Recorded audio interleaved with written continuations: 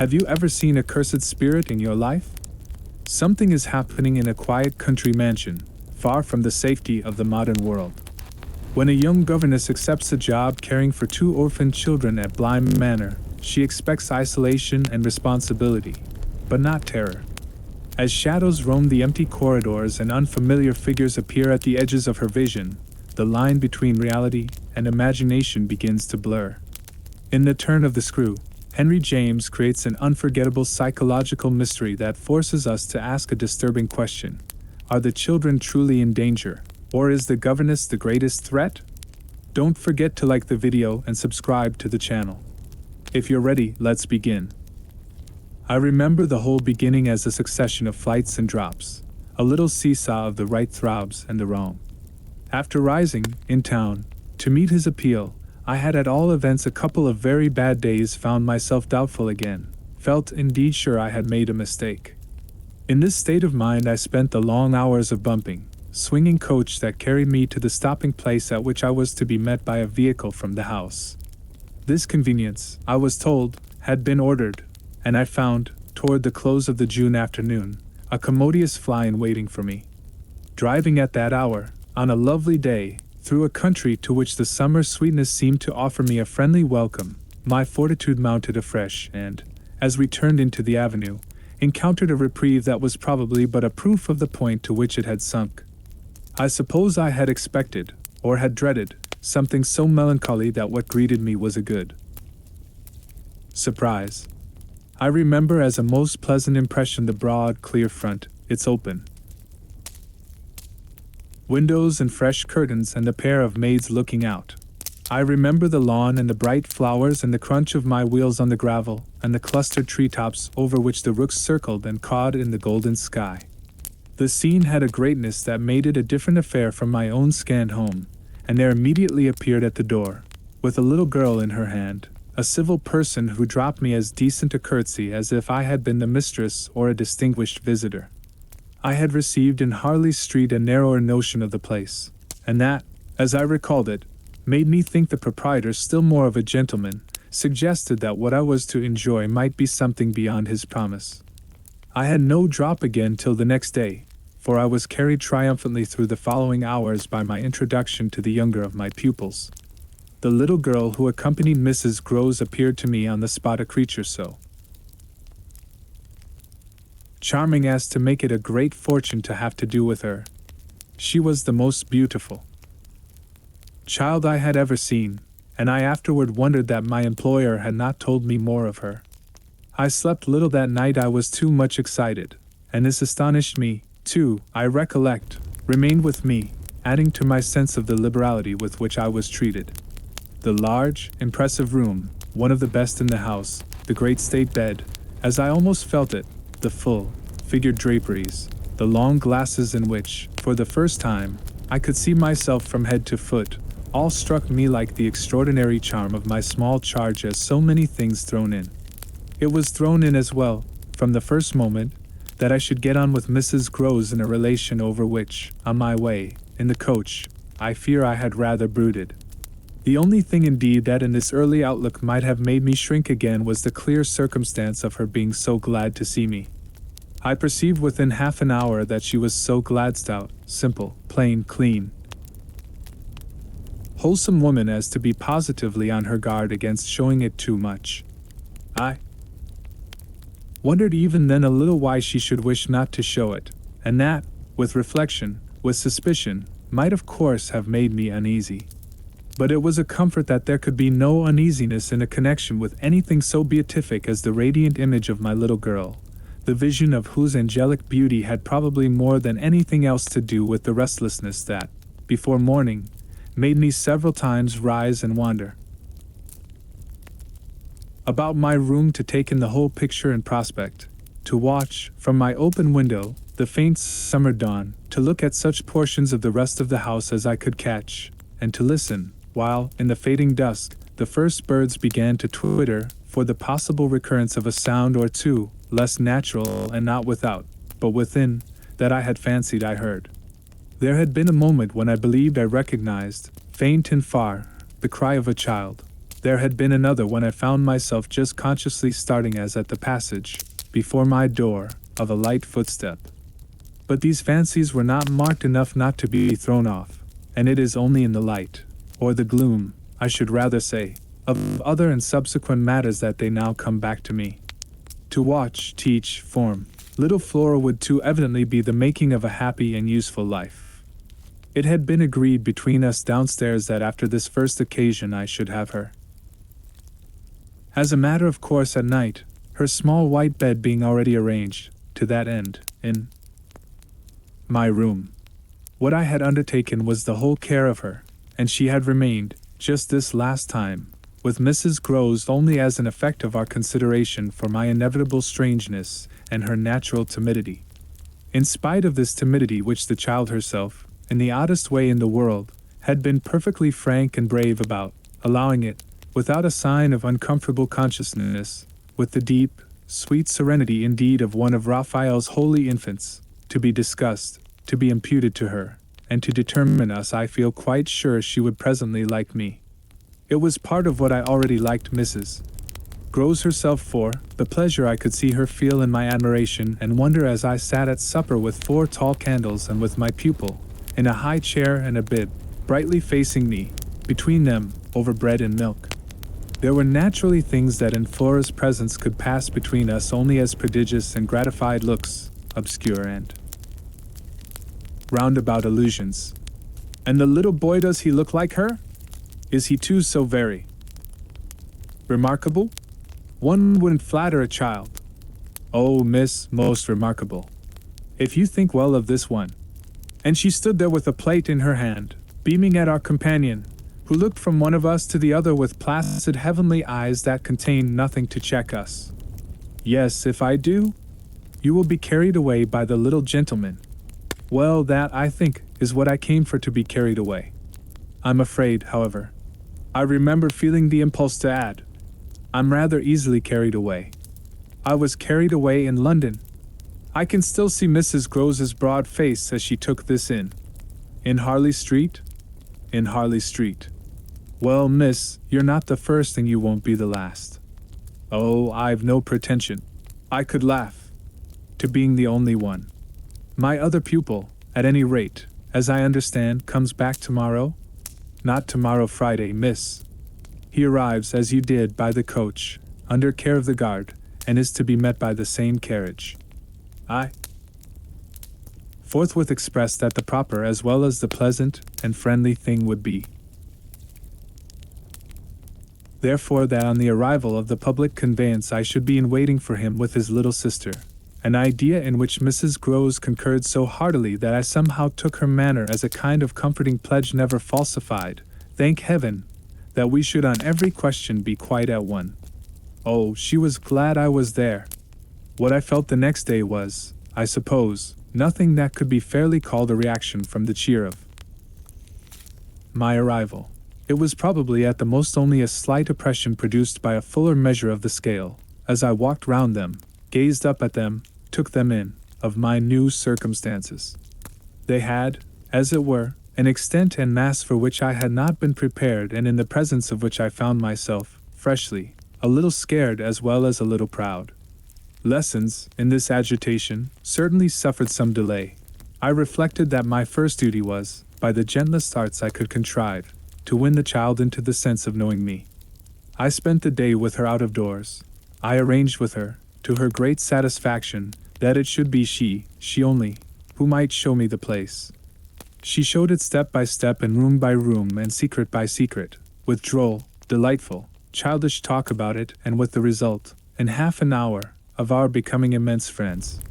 Young as she was, I was struck throughout our little tour, with her confidence and courage, with the way, in empty chambers and dull corridors, on crooked staircases, that made me pause, and even on the summit of an old machicolated square tower that made me dizzy, her morning music, her disposition to tell me so many more things than she asked, rang out and led me on. I have not seen Bly since the day I left it, and I dare say that to my older and more informed eyes it would now appear sufficiently contracted. But as my little conductress, with her hair of gold and her frock of blue, danced before me round corners and pattered down passages, I had the view of a castle of romance inhabited by a rosy sprite, such a place as would somehow, for diversion of the young idea, take all color out of storybooks and fairy tales. Wasn't it just a storybook over which I had fallen a doze in a dream? No, it was a big, ugly, antique, but convenient house, embodying a few features of a building still older, half replaced and half utilized, in which I had the fancy of our being almost as lost as a handful of passengers in a great drifting ship. Well, I was, strangely, at the helm. This came home to me when, 2 days later, I drove over with Flora to meet, as Mrs. Groves said, the little gentleman, and all the more for an incident that, presenting itself the second evening, had deeply disconcerted me. The first day had been, on the whole, as I have expressed, reassuring, but I was to see it wind up in keen apprehension. The post bag, that evening it came late, contained a letter for me, which, however, in the hand of my employer, I found to be composed but of a few words enclosing another, addressed to himself, with a seal still unbroken. This, I recognized, is from the headmaster, and the headmaster's an awful bore. Read him, please, deal with him, but mind you don't report. Not a word. I'm off. I broke the seal with a great effort, so great a one that I was a long time coming to it. Took the unopened missive at last up to my room and only attacked it just before going to bed. I had better have let it wait till morning, for it gave me a second sleepless night. With no counsel to take, the next day, I was full of distress, and it finally got so the better of me that I determined to open myself at least to Mrs. Groves. %. What does it mean? The child's dismissed his school. She gave me a look that I remarked at the moment, then, visibly, with a quick blankness, seemed to try to take it back. But aren't they all? Sent home, yes. But only for the holidays. Miles may never go back at all. Consciously, under my attention, she reddened. They won't take him? They absolutely decline. At this she raised her eyes, which she had turned from me. I saw them fill with good tears. What has he done? I hesitated. Then I judged best simply to hand her my letter, which, however, had the effect of making her, without taking it, simply put her hands behind her. She shook her head sadly. Such things are not for me, miss. My counselor couldn't read. I winced at my mistake, which I attenuated as I could, and opened my letter again to repeat it to her, then, faltering in the act and folding it up once more, I put it back in my pocket. Is he really bad? The tears were still in her eyes. Do the gentlemen say so? They go into no particulars. They simply express their regret that it should be impossible to keep him. That can have only one meaning. Mrs. Groves listened with dumb emotion. She forbore to ask me what this meaning might be, so that, presently, to put the thing with some coherence, and with the mere aid of her presence to my own mind, I went on. That he's an injury to the others. At this, with one of the quick turns of simple folk, she suddenly flamed up. Master Miles! Him an injury? There was such a flood of good faith in it that, though I had not yet seen the child, my very fears made me jump to the absurdity of the idea. I found myself, to meet my friend the better, offering it, on the spot, sarcastically. To his poor little innocent mates! It's too dreadful, cried Mrs. Groves. To say such cruel things. Why, he's scarce 10 years old. Yes, yes, it would be incredible. She was evidently grateful for such a profession. See him, miss, first. Then believe it. I felt forthwith a new impatience to see him. It was the beginning of a curiosity that, for all the next hours, was to deepen almost to pain. Mrs. Groves was aware, I could judge, of what she had produced in me, and she followed it up with assurance. You might as well believe it of the little lady. Bless her, she added the next moment. Look at her. I turned and saw that Flora, whom, 10 minutes before, I had established in the schoolroom with a sheet of white paper, a pencil, and a copy of nice round O's, now presented herself to view at the open door. She expressed in her little way an extraordinary detachment from disagreeable duties, looking to me, however, with a great childish light that seemed to offer it as a mere result of the affection she had conceived for my person, which had rendered necessary that she should follow me. I needed nothing more than this to feel the full force of Mrs. Grose's comparison, and catching my pupil in my arms, covered her with kisses in which there was a sob of atonement. Nonetheless, the rest of the day I watched for further occasion to approach my colleague, especially as, toward evening, I began to fancy she rather sought to avoid me. I overtook her, I remember, on the staircase. We went down together, and at the bottom I detained her, holding her there with a hand on her arm. I take what you said to me at noon as a declaration that you've never known him to be bad. She threw back her head. She had clearly, by this time, and very honestly, adopted an attitude. Oh, never known him, I don't pretend that. I was upset again. Then you have known him? Yes, indeed, miss, thank God. On reflection, I accepted this. You mean that a boy who never is no boy for me. I held her tighter. You like them with the spirit to be naughty? Then, keeping pace with her answer, so do I eagerly brought out. But not to the degree to contaminate. My big word left her at a loss. I explained it. To corrupt. She stared, taking my meaning in, but it produced in her an odd laugh. Are you afraid he'll corrupt you?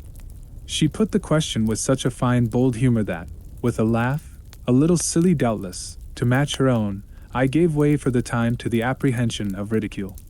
But the next day, as the hour for my drive approached, I cropped up in another place. What was the lady who was here before? The last governess? She was also young and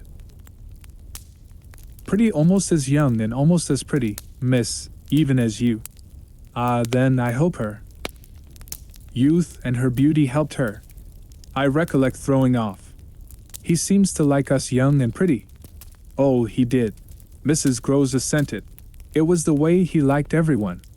She had no sooner spoken indeed than she caught herself up. I mean, that's his way, the master's. I was struck.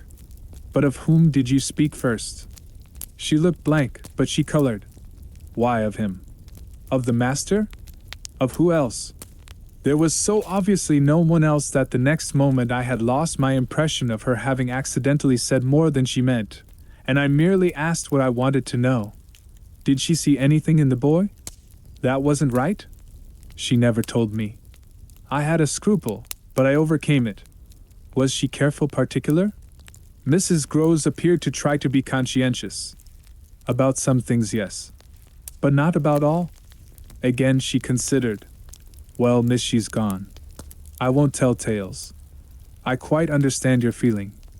I hastened to reply, but I thought it, after an instant, not opposed to this concession, to pursue. Did she die here?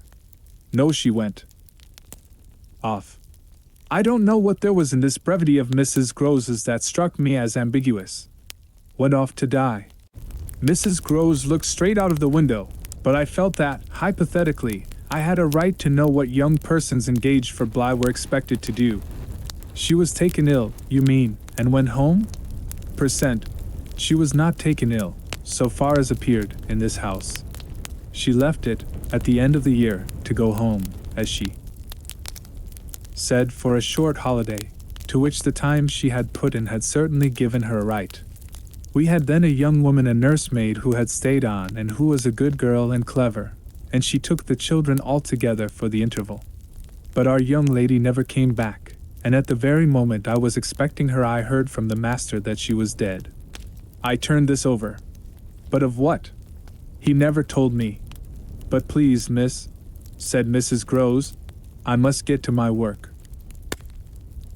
Her thus turning her back on me was fortunately not, for my just preoccupations, a snub that could check the growth of our mutual esteem.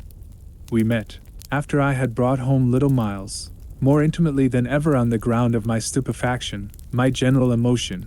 So monstrous was I then ready to pronounce it that such a child as had now been revealed to me should be under an interdict. I was a little late on the scene, and I felt, as he stood wistfully looking out for me before the door of the inn at which the coach had put him down, that I had seen him, on the instant, without and within, in the great glow of freshness, the same positive fragrance of purity, in which I had, from the first moment, seen his little sister. He was incredibly beautiful, and Mrs. Groves had put her finger on it. Everything but a sort of passion of tenderness for him was swept away by his presence. What I then and there took him to my heart for was something divine that I have never found to the same degree in any child, his indescribable little air of knowing nothing in the world but love. It would have been impossible to carry a bad name with a greater sweetness of innocence, and by the time I had got back to Bly with him I remained merely bewildered so far, that is, as I was not outraged by the sense of the horrible letter locked up in my room, in a drawer. As soon as I could compass a private word with Mrs. Groves I declared to her that it was grotesque. She promptly understood me. "You mean the cruel charge? It doesn't live an instant. My dear woman, look at him." She smiled at my pretension to have discovered his charm. "I assure you, miss, I do nothing else." "What will you say, then?" she immediately added. "In answer to the letter?" I had made up my mind. "Nothing." "And to his uncle?" I was incisive. "Nothing." "And to the boy himself?" I was wonderful. "Nothing." She gave with her apron a great wipe to her mouth. "Then I'll stand by you. We'll see it out." "We'll see it out," I ardently echoed, giving her my hand to make it a vow. She held me there a moment, then whisked up her apron again with her detached hand. "Would you mind, miss, if I used the freedom to kiss me?" "No." I took the good creature in my arms and, after we had embraced like sisters, felt still more fortified and indignant. This, at all events, was for the time, a time so full that, as I recall the way it went, it reminds me of all the art I now need to make it a little distinct. What I look back at with amazement is the situation I accepted. I had undertaken, with my companion, to see it out, and I was under a charm, apparently, that could smooth away the extent and the far and difficult connections of such an effort. I was lifted aloft on a great wave of infatuation and pity. I found it simple, in my ignorance, my confusion, and perhaps my conceit, to assume that I could deal with a boy whose education for the world was all on the point of beginning. I am unable even to remember at this day what proposal I framed for the end of his holidays and the resumption of his studies. Lessons with me, indeed, that charming summer, we all had a theory that he was to have, but I now feel that, for weeks, the lessons must have been rather my own. I learned something at first, certainly that had not been one of the teachings of my small, smothered life. Learned to be amused, and even amusing, and not to think for the morrow. It was the first time, in a manner, that I had known space and air and freedom, all the music of summer and all the mystery of nature. And then there was consideration, and consideration was sweet. Oh, it was a trap not designed, but deep to my imagination, to my delicacy, perhaps to my vanity, to whatever, in me, was most excitable. The best way to picture it all is to say that I was off my guard. They gave me so little trouble, they were of a gentleness so extraordinary. I used to speculate, but even this with a dim disconnectedness, as to how the rough future, for all futures are rough, would handle them and might bruise them.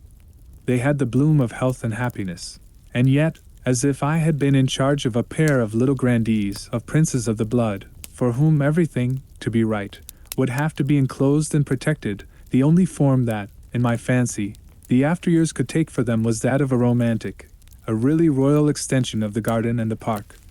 It may be, of course, above all, that what suddenly broke into this gives the previous time a charm of stillness, that hush in which something gathers or crouches. The change was actually like the spring of a beast. In the first weeks the days were long. They often, at their finest, gave me what I used to call my own hour, the hour when, for my pupils, tea time and bedtime having come and gone, I had, before my final retirement, a small interval alone. Much as I liked my companions, this hour was the thing in the day I liked most. and I liked it best of all when, as the light faded, or rather, I should say, the day lingered and the last calls of the last birds sounded, in a flushed sky, from the old trees, I could take a turn into the grounds and enjoy, almost with a sense of property that amused and flattered me, the beauty and dignity of the place. It was a pleasure at these moments to feel myself tranquil and justified, doubtless, perhaps, also to reflect that by my discretion, my quiet good sense and general high propriety, I was giving pleasure if he ever thought of it. 2. The person to whose pressure I had responded. What I was doing was what he had earnestly hoped and directly asked of me, and that I could, after all, do it proved even a greater joy than I had expected. I dare say I fancied myself, in short, a remarkable young woman, and took comfort in the faith that this would more publicly appear. Well, I needed to be remarkable to offer affront to the remarkable things that presently gave their first sign. It was plump, one afternoon, in the middle of my very hour. The children were tucked away, and I had come out for my stroll. One of the thoughts that, as I don't in the least shrink now from noting, used to be with me in these wanderings was that it would be as charming as a charming story suddenly to meet someone. Someone would appear there at the turn of a path, and would stand before me and smile and approve. I didn't ask more than that. I only asked that he should know, and the only way to be sure he knew would be to see it, and the kind light of it, in his handsome face. That was exactly present to me, by which I mean the face was when, on the first of these occasions, at the end of a long June day, I stopped short on emerging from one of the plantations and coming into view of the house. What arrested me on the spot, and with a shock much greater than any vision had allowed for, was the sense that my imagination had, in a flash, turned real. He did stand there, but high up, beyond the lawn, and at the very top of the tower to which, on that first morning, little Flora had conducted me. This tower was one of a pair square, incongruous, crenellated structures that were distinguished, for some reason, though I could see little difference, as the new and the old. They flanked opposite ends of the house and were probably architectural absurdities, redeemed in a measure indeed by not being wholly disengaged nor of a height too pretentious, dating, in their gingerbread antiquity, from a romantic revival that was already a respectable past. I admired them, had fancies about them, for we could all profit in a degree, especially when they loomed through the dusk, by the grandeur of their actual battlements, yet it was not at such an elevation that the figure I had so often invoked seemed most in place. It produced in me, this figure, in the clear twilight, I remember, two distinct gasps of emotion, which were, sharply, the shock of my first and that of my second surprise. My second was a violent perception of the mistake of my first. The man who met my eyes was not the person I had precipitately supposed. There came to me thus a bewilderment of vision of which, after these years, there is no living view that I can hope to give. An unknown man in a lonely place is a permitted object of fear to a young woman privately bred, and the figure that faced me was a few more seconds assured me as little anyone else I knew as it was the image that had been in my mind. I had not seen it in Harley Street, I had not seen it anywhere. The place, moreover, in the strangest way in the world, had, on the instant, and by the very fact of its appearance, become a solitude. To me at least, making my statement here with a deliberation with which I have never made it, the whole feeling of the moment returns. It was as if, while I took in what I did take in, all the rest of the scene had been stricken with death. I can hear again, as I write, the intense hush in which the sounds of evening dropped. The rooks stopped cawing in the golden sky, and the friendly hour lost, for the minute, all its voice. But there was no other change in nature, unless indeed it were a change that I saw with a stranger sharpness. The gold was still in the sky, the clearness in the air, and the man who looked at me over the battlements was as definite as a picture in a frame. That's how I thought, with extraordinary quickness, of each person that he might have been and that he was not. We were confronted across our distance quite long enough for me to ask myself with intensity who then he was, and to feel, as an effect of my inability to say, a wonder that in a few instants more became intense. The great question, or one of these, is, afterward I know, with regard to certain matters, the question of how long they have lasted. Well, this matter of mine, think what you will of it, lasted while I caught at a dozen possibilities, none of which made a difference for the better that I could see, in their having been in the house and for how long, above all, a person of whom I was in ignorance. It lasted while I just bridled a little with the sense that my office demanded that there should be no such ignorance, and no such person. It lasted while this visitant, at all events, and there was a touch of the strange freedom, as I remember, in the sign of familiarity of his wearing no hat, seemed to fix me, from his position, with just the question, just the scrutiny through the fading light, that his own presence provoked. We were too far apart to call to each other, but there was a moment at which, at shorter range, some challenge between us, breaking the hush, would have been the right result of our straight mutual stare. He was in one of the angles, the one away from the house, very erect, as it struck me, and with both hands on the ledge. So I saw him as I see the letters I form on this page. Then, exactly, after a minute, as if to add to the spectacle, he slowly changed his place past, looking at me hard all the while, to the opposite corner of the platform. Yes, I had the sharpest sense that during this transit he never took his eyes from me, and I can see at this moment the way his hand, as he went, passed from one of the crenellations to the next.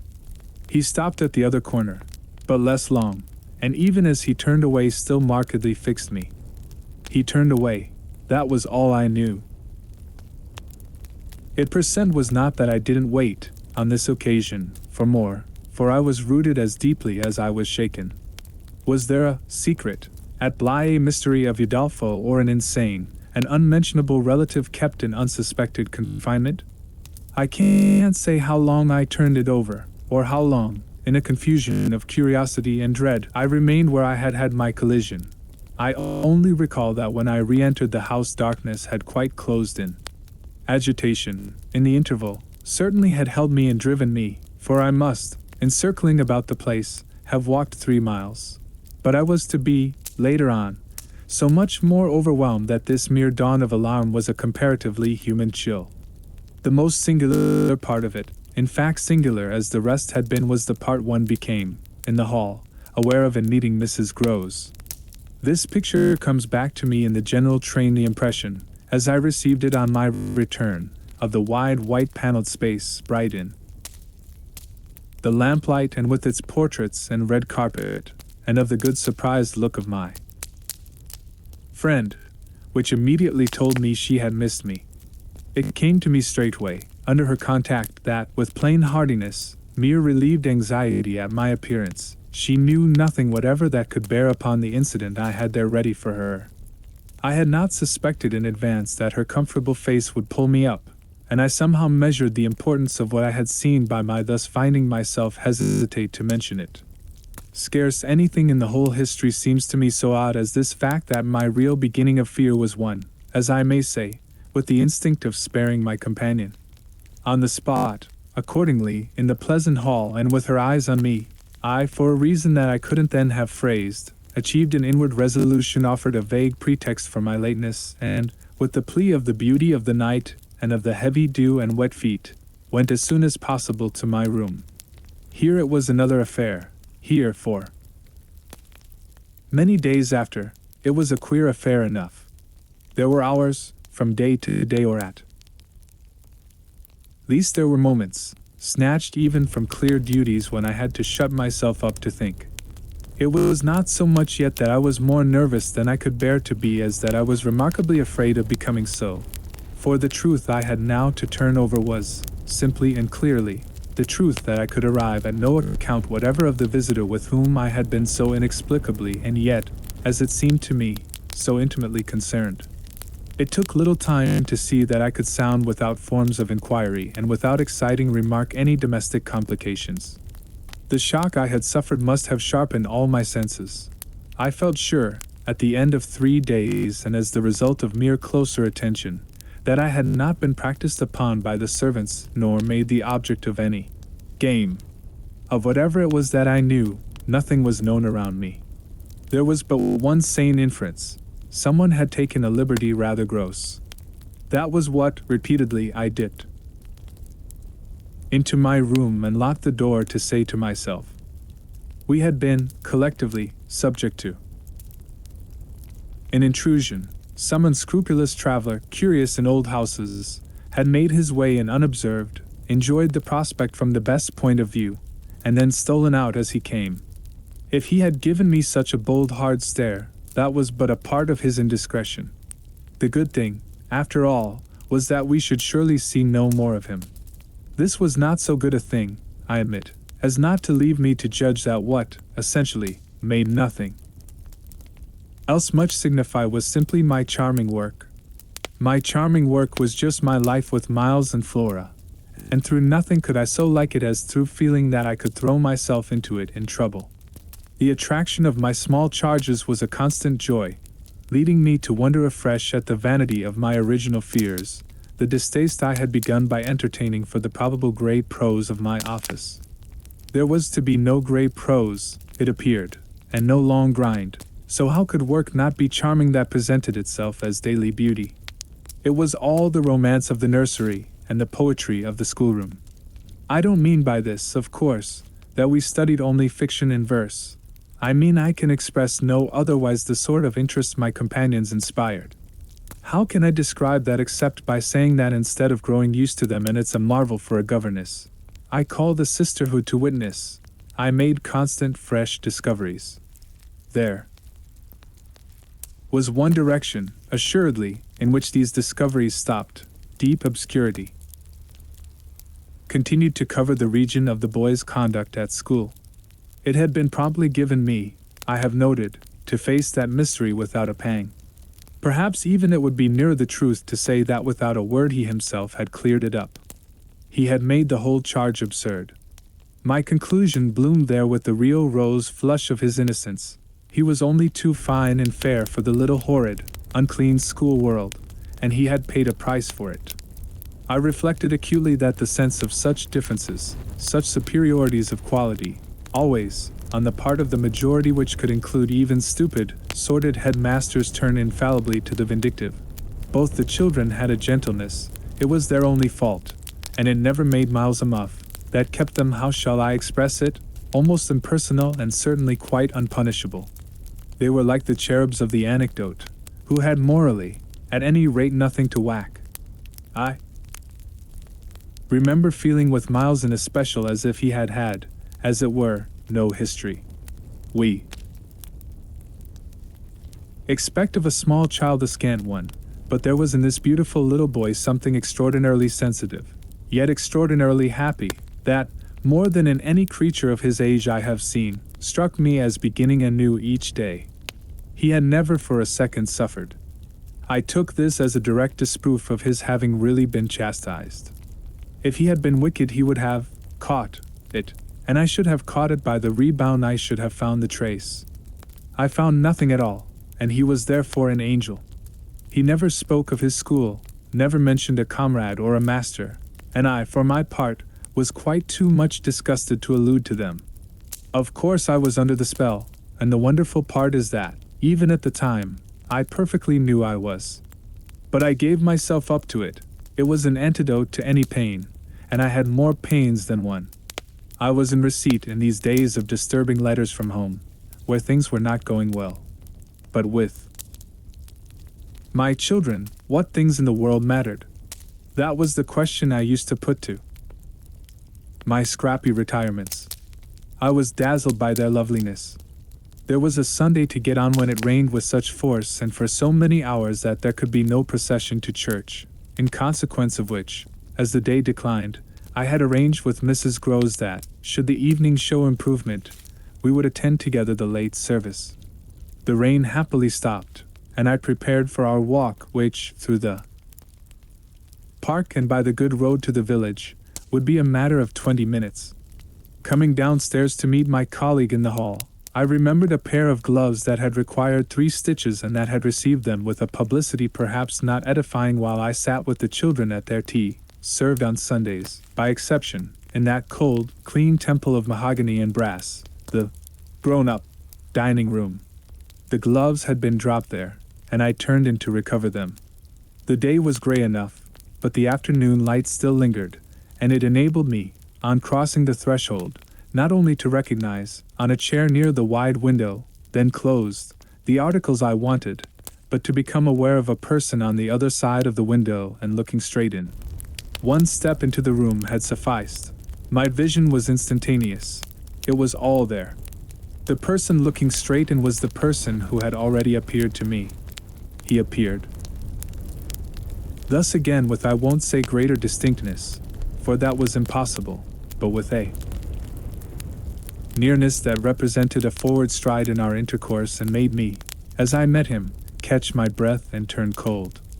He was the same, and seen, this time, as he had been seen before, from the waist up, the window, though the dining room was on the ground floor, not going down to the terrace on which he stood. His face was close to the glass, yet the effect of this better view was, strangely, only to show me how intense the former had been. He remained but a few seconds long enough to convince me he also saw and recognized. But it was as if I had been looking at him for years and had known him always. Something, however, happened this time that had not happened before. His stare into my face, through the glass and across the room, was as deep and hard as then, but it quitted me for a moment during which I could still watch it, see it fix successively several other things. On the spot there came to me the added shock of a certitude that it was not for me he had come there. He had come for someone else. The flash of this knowledge, for it was knowledge in the midst of dread, produced in me the most extraordinary effect, started as I stood there, a sudden vibration of duty and courage. I say courage because I was beyond all doubt already far gone. I bounded straight out of the door again, reached that of the house, got, in an instant, upon the drive, and passing along the terrace as fast as I could rush, turned a corner and came full in sight. But it was in sight of nothing now. My visitor had vanished. I stopped, I almost dropped, with the real relief of this. But I took in the whole scene. I gave him time to reappear. I call it time, but how long was it? I can't speak to the purpose today of the duration of these things. That kind of measure must have left me.